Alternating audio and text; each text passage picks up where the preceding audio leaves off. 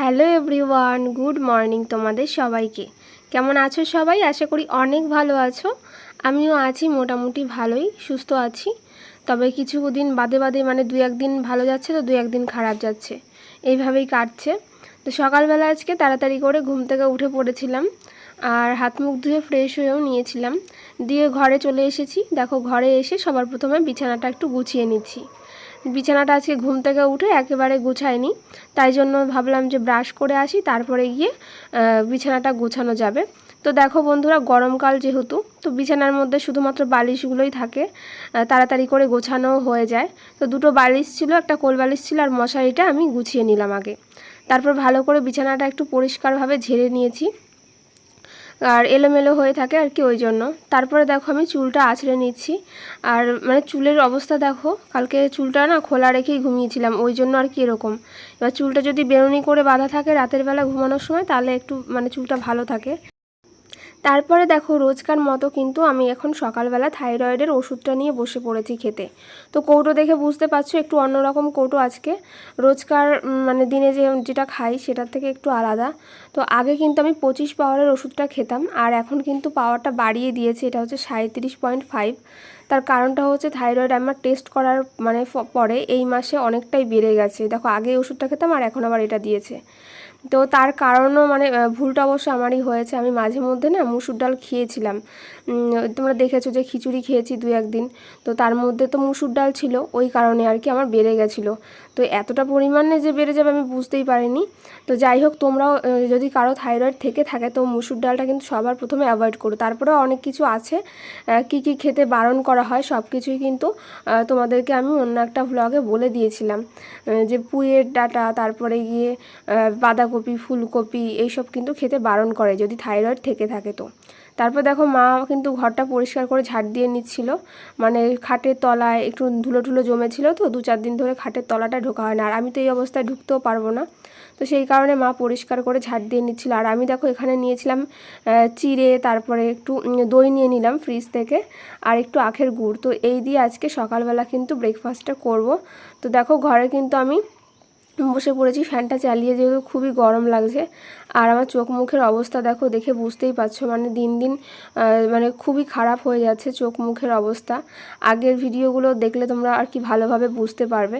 তো যাই হোক, আমি সকালবেলা এখন এটাই খেয়ে নিচ্ছি। আমি খেতে খেতেই তোমাদের দাদাভাই আবার ফোন করেছিল, ট্রেনে উঠে ডিউটি গিয়ে আর কি। তো কথা বলে নিলাম। আর তারপরে দেখো ঘরে ছিল কিছু জামা কাপড়। জামা কাপড় বলতে সেরকম কিছুই না, তোমাদের দাদাভাইয়ের একটা প্যান্ট ছিল, আর আমার দুটো নাইটি ছিল।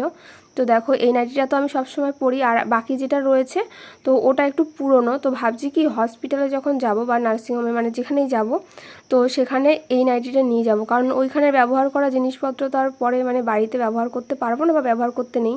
ওই জন্য ভাবছি একটু পুরনো পুরনো দেখে নিয়ে যাবো, যেগুলো ব্যবহার করার পরে হসপিটালে বা নার্সিংহোমে তারপরে আর মানে ব্যবহার যাতে না করতে হয়, ফেলে দিতে হয়, ওই কারণে আর কি।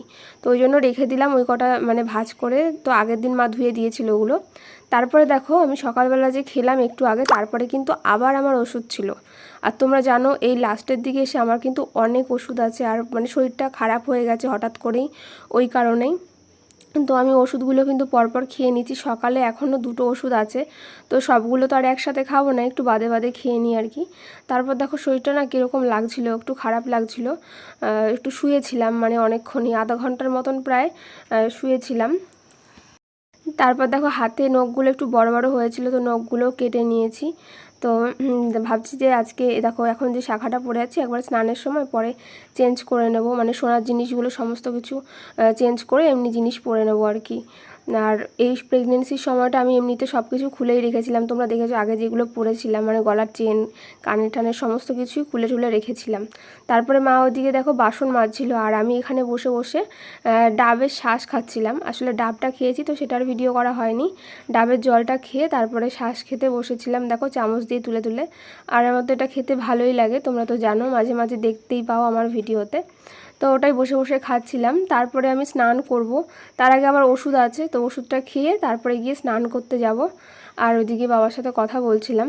তো দেখো অনেকটাই কিন্তু শ্বাস হয়েছিল ডাবের, তো এটা কিন্তু খেতে বেশ লাগে।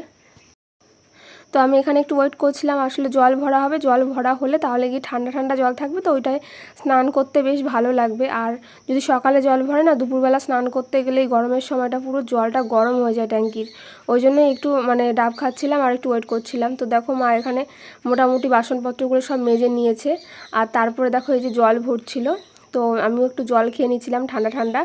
আর মানে এই জলের মধ্যে স্নান করতে না ঠান্ডা জলে ভীষণ ভালো লাগে। তাছাড়া তো ওইদিকে দেখতেই পাচ্ছ কল রয়েছে, ওই কলের জলটা আরও বেশি ঠান্ডা, মানে পুরো ফ্রিজের জলের মতন। তবে ওই জলটা দিয়ে আমি স্নান করি না, ঠান্ডা ঠান্ডা লেগে যায় যদি, ওই কারণে আর কি। তো তারপরে দেখো আমিও খাচ্ছিলাম ডাবের শাঁস, তো মাকেও একটু দিচ্ছিলাম। আর মা এখানে সমস্ত মানে জলের কলসি বালতি যা ছিল আর কি, জগ সমস্ত কিছু ভরে নিচ্ছিল।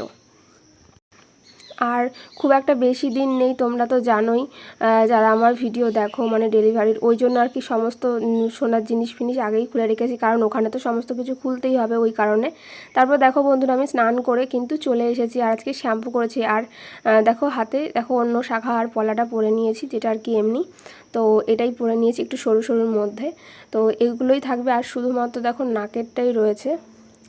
তো নাকেরটাও পরেছি বলতে ছোট্ট একদম স্টোনের নাকেরটা পরেছি, যদিও খুলতে বলে, তাহলে পরে খুলে নেবো আর কি। আর এই দেখো এই শাখাগুলো আগে পরেছিলাম স্নানের আগে, তোমরা দেখেছো। তো এইগুলো কিন্তু আমি বাড়িতে সবসময় পরেছিলাম, আর আজকে কিন্তু চেঞ্জ করে নিয়ে ওইটা পরেছি। তো অনেক দিন বাদে আবার এগুলো পরলাম। আর কানের গলায় মানে কিছুই পরিনি, তারপর আংটিও কিছু পরিনি, শুধু নাকেরটাই রয়েছে আর কি। নাকেরটা তো এখন খুলতে নেই ওই কারণে, তো পরে যদি খোলার দরকার হয় তাহলে তখন গিয়ে খোলা যাবে। তো তারপরে দেখো বন্ধুরা, তো চুলটা আমার ভেজা রয়েছে, আর দেখো আমি ঘরে কিন্তু খাবারটা নিয়ে চলে এসেছি। আজকে কি কি রান্না হয়েছে চলো দেখাই, যেহেতু রান্নার সময় ভিডিও করা হয়নি। তো দেখো এখানে হচ্ছে কুমড়ো ভাজা রয়েছে, এখানে শাক রয়েছে একটা, আর এখানে হচ্ছে মাছের ঝোল রয়েছে আলু দিয়ে। তো কি মাছ দেখো এখানে, এটা হচ্ছে রুই মাছ, জ্যান্ত রুই মাছ। তো এই দিয়ে আজকে খেয়ে নেব। তো আমি ঘরেই নিয়ে চলে এসেছি খাবারটা, আর এত পরিমাণে গরম তোমাদেরকে কি বলবো, ওই জন্য দেখো ফ্যান চালিয়ে নিয়েছি খুব জোরে, তো হাওয়া দিচ্ছে তোমরা দেখেই বুঝতে পারছো। তো চলো আমি এখন বসে বসে খাবারটা খেয়ে নিই। আর জানো তো বন্ধুরা, তোমরা দেখেছো আমার ভিডিওতে মানে মাঝখানে কয়েক মাস কিন্তু আমি মাছ টাছ কিচ্ছু খেতে পারিনি, নিরামিষ খাচ্ছিলাম।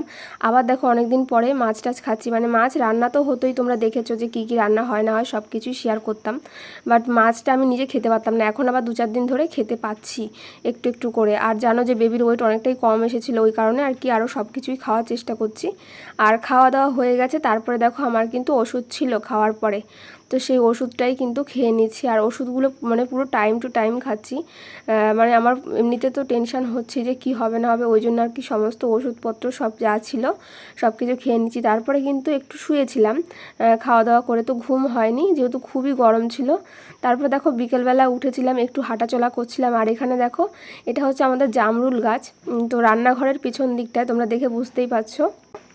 আমি এখান থেকে দেখো জামরুল পেড়ে নিচ্ছিলাম, আসলে কালকে দেখেছি যে জামরুল হয়েছে গাছে, আর প্রতি বছর অনেক জামরুলই হয়, তবে এবার একটু কম হয়েছে। তো আমি দেখো এখানে এই কটা জামরুল পেড়ে নিয়েছি, তারপর ভালো করে ধুয়ে তারপরে গিয়ে খাচ্ছিলাম। আর আজকে জানো বিকেলবেলা কী জিনিস হয়েছে দেখো, তোমরা ভিডিওতে দেখতেই পাচ্ছ, আমি বিকেলবেলা দেখো জামরুল পেড়ে দিয়ে খাচ্ছিলাম। আর আমি খেতে খেতে হঠাৎ করে হনুমান চলে এসেছে, আর আমি ভয়ে চলে গেছি ওই দিকটায়। তারপরে পাশের বাড়ি একটা পিসি আসলো, এসে হনুমানটাকে তাড়িয়ে দিচ্ছিল। তারপরে আরেকটা মানে ওই পিসির ছেলে ওই দাদা আসলো, দিয়ে তারপরে ও তাড়িয়ে দিল। আর আমার তো ভয় লাগছে। আর ঘরে ঢুকে ঠাকুরের যা নকুলদানা ছিল সব মানে পুরো প্যাকেটটা ধরে নিয়ে চলে গেছে দেখো।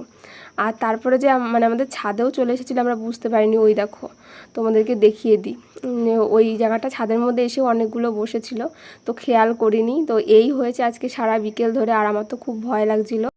আজকের ভিডিওটা আর বেশি বড় করলাম না, এখানটায় শেষ করছি। তোমাদের সাথে আবার আগামীকাল নতুন একটা ভ্লগের সাথে খুব তাড়াতাড়ি কিন্তু দেখা হচ্ছে। ততক্ষণ সবাই ভালো থেকো।